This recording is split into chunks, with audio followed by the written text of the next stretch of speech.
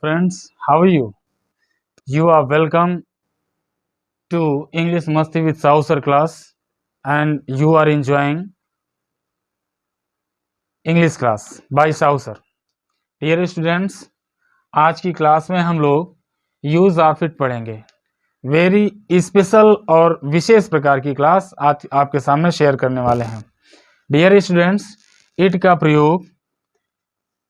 का प्रयोग टाइम को प्रकट करने के लिए, डेज को प्रकट करने के लिए, मंथ को प्रकट करने के लिए एंड लाइफलेस थिंग्स को प्रकट करने के लिए करते हैं।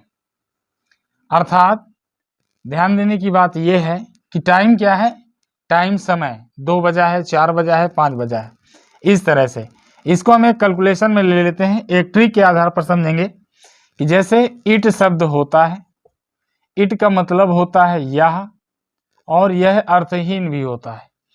अगर है दिया है तो इट के साथ इज लगाना है, और था दिया है तो इट के साथ वाज लगाना है।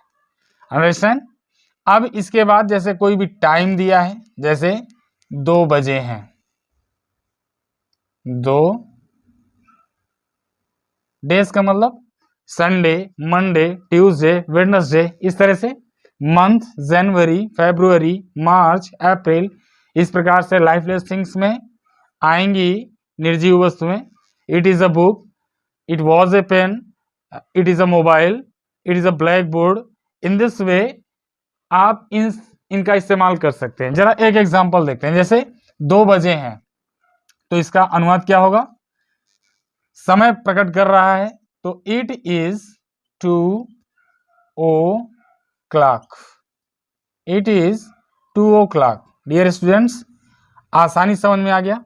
अब इसी प्रकार से अगर 2 बजे हैं तो क्या हो गया? इट इज 2 o'clock हो गया। 3 बजे हैं, इट इज 3 o'clock। 4 बजा है, इट इज 4 o'clock। 5 बजा है, इट इज 5 o'clock। 6 बजा है, इट इज 6 o'clock। 10 बजा है, इट इज 10 o'clock। 11 बजा है, इट इज 11 o'clock। 12 बजा है, इट इज 12 o'clock। इसके पश्चात अगर है की जगह था जाता है तो इस की जगह वाज हो जाएगा। इट वाज 7 o'clock, 7 बजा था। इट वाज 8 o'clock, 8 बजा था। इट वाज 11 o'clock, 11 बजा था। इसके बाद डेज की बात करते हैं। अगर कहीं पर किसी हिंदी वाक्य में टाइम को प्रकट करने की बात कही जाए, जैसे सोमवार है, बिल्कुल सिंपल तरीके से क्या है वाक्य? सोमवार है, बिल्कुल सिंपल। तो इट इज अपने से लगाना है, और सोमवार की अंग्रेजी मंडे। क्या हो गया दोस्तों? इट इज मंडे, अर्थात सोमवार है। अब अगर यहां पे आज आ जाए तो क्या हो जाएगा? It is Monday today. इस प्रकार से इसको बना सकते हैं।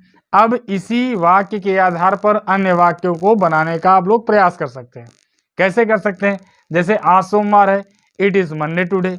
अब अगर आ जाए आज मंगलवार है तो इट इज ट्यूसडे। आज बुधवार है तो इट इज वेडनेसडे टुडे। इस प्रकार से वाक्य बन सकते हैं।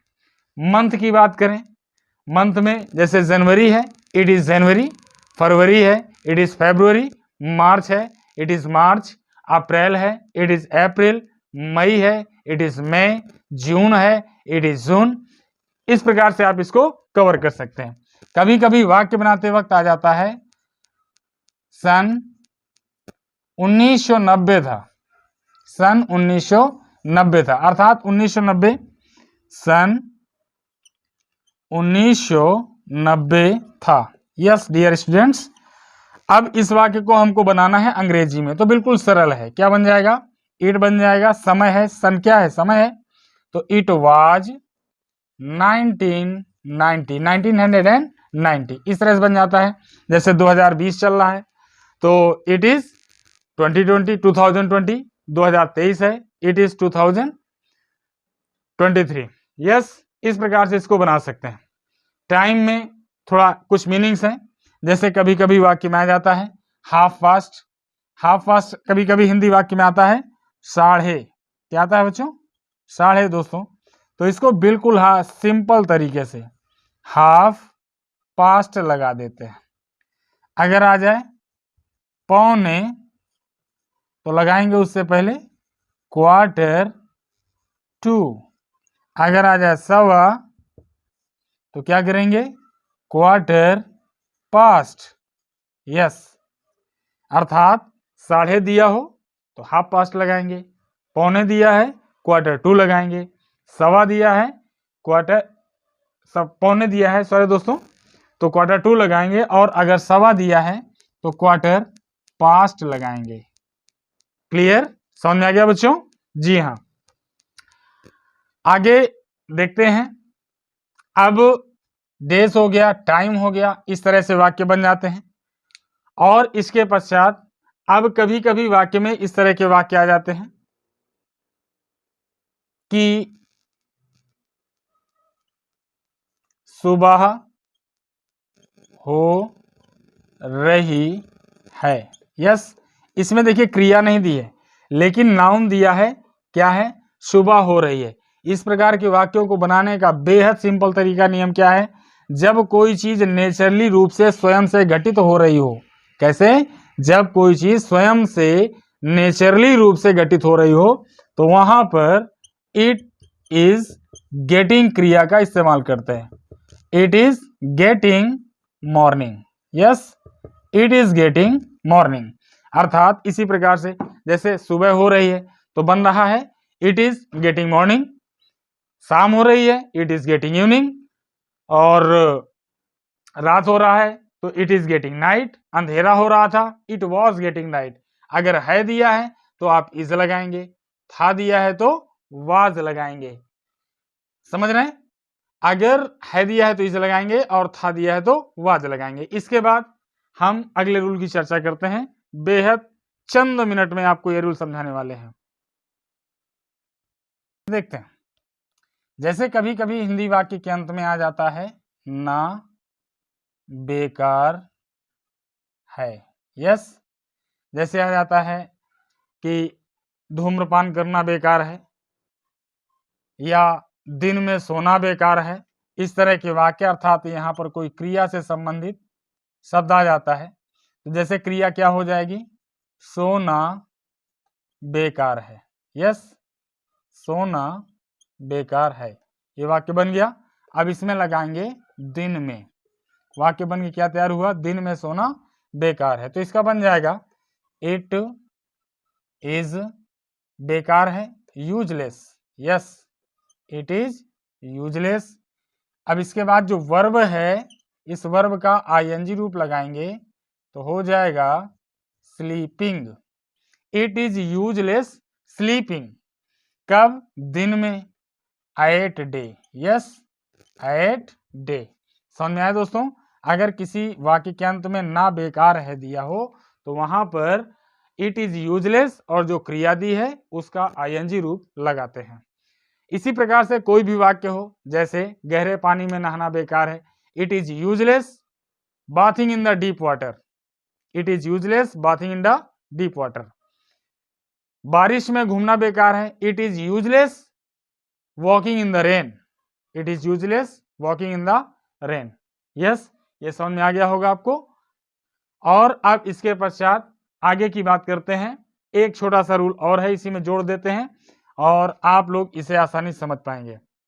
जैसे ने से कोई फायदा नहीं है। दोस्तों, अगर है दिया है और था दिया है, दोनों को समझ लेंगे। अगर है दिया है तो इट के बाद इज लगाएंगे और था दिया है तो इट के बाद वाज लगाएंगे। जैसे बात करें रात में जगने से कोई फायदा नहीं है। यस, तो देखिए इसमें ने से कोई फायदा नहीं है, अर्थात यहां पर हम इस्तेमाल करेंगे it is no use of. It is no use of plus main verb की ING फॉर्म लगाना है दोस्तों।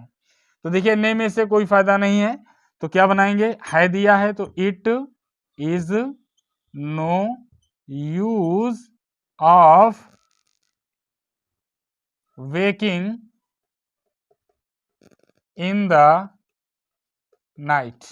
Yes, waking in the night, अर्थात ये वाक्य बन के तैयार हुआ, it is no use of waking in the night.